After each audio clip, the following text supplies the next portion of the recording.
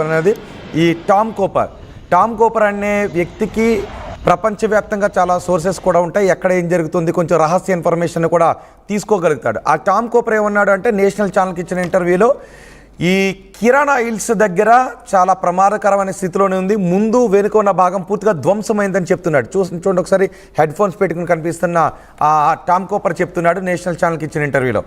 ఆ కిరాణా హిల్స్ దగ్గర పూర్తిగా ధ్వంసమైంది, ఫ్రంట్ అండ్ బ్యాక్ ఉన్నటువంటి గేట్స్ దగ్గర ద్వారాల దగ్గర ధ్వంసమైంది. పాకిస్తాన్ ఇప్పుడు చాలా కష్టాల్లోనే ఉందని. కానీ మన టార్గెట్ అది కాదు. అక్కడ ఏం జరిగిందో మనకు అవసరం కూడా లేదు. సర్గోదా ఎయిర్ బేస్ని మనం టార్గెట్ చేసాం, వాళ్ళని కొట్టేసాం. ఇప్పుడు కిరాణా హిల్స్ గురించే చైనాను భయపడుతుంది, అంటే పాకిస్తాన్ భయపడుతుంది. హడావిడిగా వచ్చి చైనాకు హెల్ప్ చేసే పనులను ఇప్పుడు పాకిస్తాన్ చైనా కూడా మొదలు పెడుతూ ఉన్నాయి. సో కిరాణాలో ఏం జరిగింది అనేది మనకు అనవసరం, పాకిస్తాన్ మాట్లాడాలి. ఒకవేళ అక్కడ న్యూక్లియర్ లీకేజ్ ఏమన్నా ఉంది అంటే అక్కడ దాడి జరిగిందని పాకిస్తాన్ మాట్లాడాలి. వాళ్ళు చెప్పుకోలేకపోతున్నారు. చెప్పుకుంటే సిగ్గు, చెప్పుకుంటే ప్రపంచవ్యాప్తంగా పరుగుపోతుంది, వాళ్ళ దేశంలో ఉన్న ప్రజలు కూడా తరిమి కొడతారు. కానీ ఇక్కడ టామ్ కోపర్ చాలా క్లియర్గా చెప్తున్నాడు దాడి జరిగింది అని. సో మనం చూద్దాం. ఇప్పుడు ఇంకా సపోర్ట్ చేసే ఇలాంటి కుహానాగాళ్ళ గురించి మనం ఆల్రెడీ నిన్న మనం చాలాసేపు తీసుకున్నాం, ఇంచుమించు 2 గంటల పాటు మనం కాల్స్ తీసుకున్నాం. సో వాళ్ళకి మీరు మెసేజ్ రూపంలో మిస్టర్ ఆర్యన్ మీరు మెసేజ్ చేస్తే నేను అది చెబుతాను. నేను ఇచ్చే ఇన్ఫర్మేషన్ మీరు వింటే దెబ్బకి హై ఓకే, ఆల్రెడీ నేను అంతకు మించే ఇచ్చాం. మీరు ఒకసారి ఇవ్వాలి అనుకుంటే నేను మీకోసమే కాసేపు వెయిట్ చేస్తాను. మీరు ఇవ్వాలి అనుకుంటున్న ఇన్ఫర్మేషన్ ఏంటి మీరు మెసేజ్ చేయండి, నేను కంప్లీట్గా దాన్ని చదివి వినిపిస్తాను. ఇప్పుడు మనం కాల్ తీసుకోవట్లేదు కాబట్టి మనం ఏర్పాటు చేయలేదు కాబట్టి ఐఎమ్ సారీ, కాల్ తీసుకోవట్లేదు జస్ట్. కానీ మీరు ఇవ్వాలి అని అనుకుంటే నేను ఆ ఇన్ఫర్మేషన్ని మీరు చెప్పాలి అనుకుంటున్న దాన్ని నేను చదవటానికైనా మీకు కొంత సమయాన్ని ఇస్తాను. బహుశా చాలామంది చెప్పాలని అనుకుంటున్నారు కాబట్టి Aryan, China is now best in robots and everything in technology because it is having good hardware chips and the chips are made from POK which was gifted to China. Means yes, చైనాలో మనం ఒక భాగాన్ని, పాకిస్తాన్ ఒక భాగాన్ని వాళ్ళకి gift చేసింది. మన POKలో ఉన్న ఒక భాగాన్ని చైనాకు గిఫ్ట్ చేసింది. ప్రస్తుతం అక్కడి నుంచే వాళ్ళు కారిడార్ కూడా వేసుకుంటూ ఉన్నారు. సో దాని గురించి మీరు మాట్లాడుతున్నారు. ఓకే, అక్కడ నుంచి హార్డ్వేర్ చిప్స్ తయారు చేస్తుంది China. Gifted means Pakistan gifted land China. Okay, అక్కడ నుంచి ఓకే, నాకు అర్థమైంది మీరు అన్నది. పాకిస్తాన్ చైనాకు గిఫ్ట్ చేసినటువంటి ప్రదేశం ఉంది, ఆ ప్రదేశంలోనే చైనా ఈ చిప్స్ని, హార్డ్వేర్ చిప్స్ని తయారు చేస్తూ ఉంది. కాబట్టి దానిపైన మనం దాడి చేయొచ్చు అని బహుశా మీరు అంటూ ఉన్నారు. POKలో ఉన్న ఒక చిన్న భాగాన్ని అక్కడ నుంచే CPEC కారిడార్ని కూడా వాళ్ళు వేసుకుంటూ ఉన్నారు. ఈ కారిడార్ పైన మనం అటాక్ చేస్తే బాగుంటుందని మీరు అంటున్నారు. అఫ్కోర్స్ గుడ్ ఇన్ఫర్మేషనే. బహుశా మన ప్రభుత్వానికి, మన భద్రతా బలగాలకు కూడా ఆ విషయం తెలుసు. కానీ వాటిపైన మనం దాడి చేయలేం కాబట్టి POKలో చైనాకి గిఫ్ట్ ఇచ్చినటువంటి ప్రదేశం కూడా మందే. దానిపైన మనం ఆందోళన వ్యక్తం చేస్తున్నాం, దానిపైన మనం డిమాండ్స్ కూడా ఉన్నాయి, మనం చైనాకు పెట్టే డిమాండ్స్ కూడా ఉన్నాయి.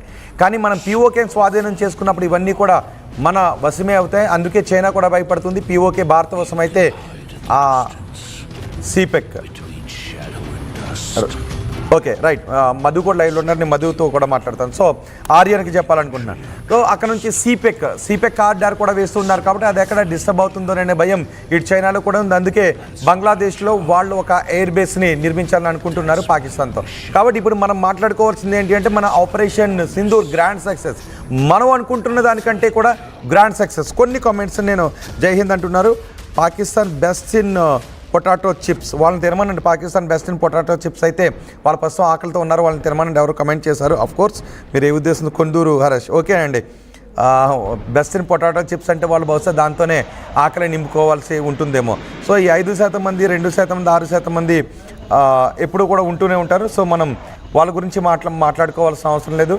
ఎప్పటికైనా కూడా పాకిస్తాన్కి వాళ్ళు మన POKలో ఉన్న కొద్ది భాగాన్ని పాకిస్తాన్ గిఫ్ట్ చేసిన భాగం కూడా ఎప్పటికైనా మందే అవుతుంది. ఒకసారి నేను మధుతో కూడా మాట్లాడతాను, కొన్ని కామెంట్స్ కూడా నేను చదివి వినిపిస్తాను.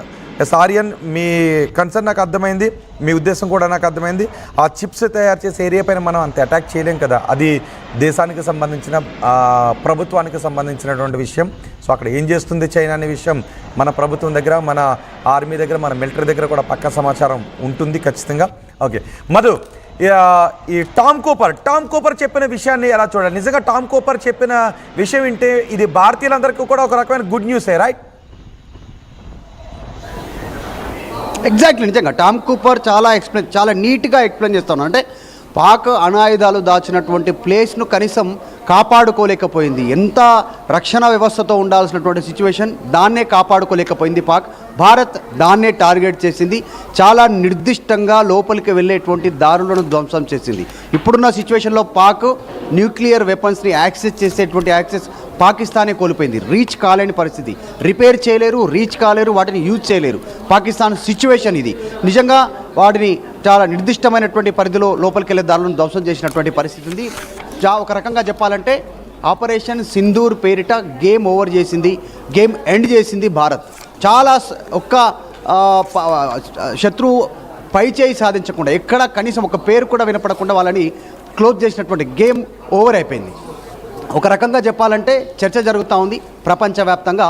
గతంలో జరిగిన యుద్ధాలను గమనిస్తే అమెరికా ఆఫ్ఘనిస్తాన్లో వెళ్ళి యుద్ధం చేయడము, అమెరికా ఇరాక్ వెళ్ళి యుద్ధం చేయడము, తర్వాత జరిగినటువంటి కొన్ని పరిణామాలు, ఇప్పుడు రష్యా ఉక్రెయిన్ వార్ కానీ, ఇజ్రాయెలు హమాస్ గాజా పైన జరుగుతున్న వరుస దాడులు కానీ సుదీర్ఘంగా జరుగుతుంది. దీనివల్ల రెండు దేశాలు నష్టపోతున్నాయి, పెద్దగా జరుగుతుంది ఏం లేదు.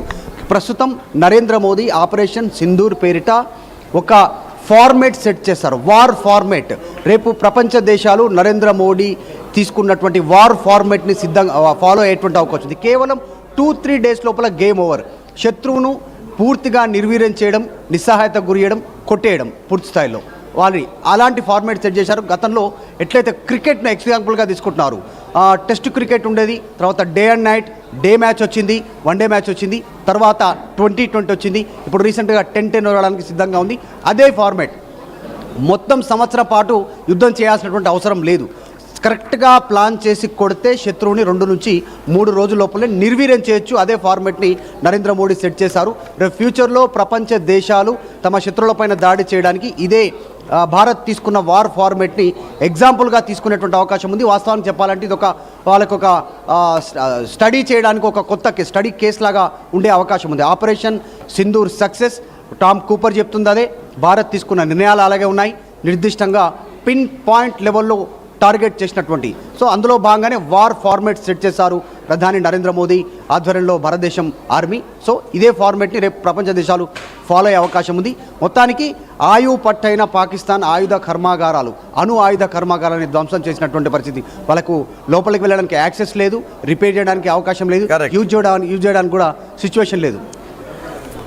రైట్ మధు, నిజానికి టామ్ కూపర్ చాలా గొప్ప విషయాన్ని చెప్పాడు, మనం ఆనందించాల్సినటువంటి విషయాన్ని చెప్పాడు. పాకిస్తాన్లో ఉన్న కిరాణా ఆయిల్స్ ముందు వెనుక భాగం ధ్వంసం అయిపోయిందని. ఆ కిరాణా ఆయిల్స్తోనే పాకిస్తాన్ అనుస్థావరం ఉంది. ఇప్పుడు దాన్ని ఎక్కడికి మార్చుకోవాలో తెలియక పాకిస్తాన్ ఆలోచిస్తుంది. దాన్ని ఇప్పుడు ఎలా కాపాడుకోవాలో తెలియక పాకిస్తాన్ భయపడుతుంది. అక్కడ అటాక్ జరిగింది కాబట్టి అక్కడ నుంచి అణుధార్మికత ఏదైనా లీక్ అవుతుందేమోననే భయం కూడా ఉంది. కానీ అక్కడికి వెళ్ళినటువంటి శాస్త్రవేత్తలు చెప్తున్నారు లీక్ కావడం లేదు.